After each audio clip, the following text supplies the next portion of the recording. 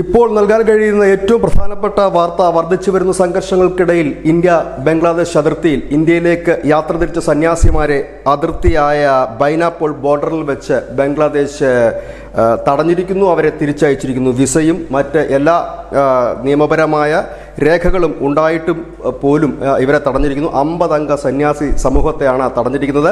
ഇവർ ബംഗ്ലാദേശിൻ്റെ വിവിധ ജില്ലകളിൽ നിന്ന് ഇന്ത്യയിലെ ഒരു മതപരമായ ചടങ്ങിൽ പങ്കെടുക്കാനെത്തിയ ഇസ്കോണിൻ്റെ 50 സന്യാസിമാരായിരുന്നു. ഇവരെ യാത്രയാക്കാൻ വലിയ രീതിയിലുള്ള ഹിന്ദുക്കൾ ഈ ബംഗ്ലാദേശ് അതിർത്തിയിൽ തടിച്ച് കൂടുകയും ചെയ്തിരുന്നു.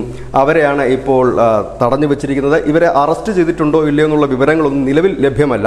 എന്നാൽ ഇവരുടെ യാത്ര സംശയാസ്പദമാണ് എന്നാണ് ബംഗ്ലാദേശി മാധ്യമങ്ങൾ റിപ്പോർട്ട് ചെയ്യുന്നത്. അനുദിനം ഇന്ത്യയും ബംഗ്ലാദേശും തമ്മിലുള്ള നയതന്ത്ര ബന്ധം വഷളാകുന്നതിനിടയിലാണ് അടിക്കടി ഹൈന്ദവ സമൂഹത്തിനെതിരെ ഹിന്ദു സന്യാസിമാർക്കെതിരെയും നിരന്തര ബംഗ്ലാദേശിൻ്റെ വേട്ടയാടൽ. കഴിഞ്ഞ ദിവസമായിരുന്നു ബംഗ്ലാദേശ് വഴി നിരന്തരം യാത്ര നടത്തുന്ന, അതായത് ത്രിപുര കൽക്കത്ത ബംഗ്ലാദേശ് റൂട്ടിൽ ഓടുന്ന ബസ് തടഞ്ഞു നിർത്തി ഭീഷണിപ്പെടുത്തുന്ന ഒരു സാഹചര്യം ഉണ്ടായി.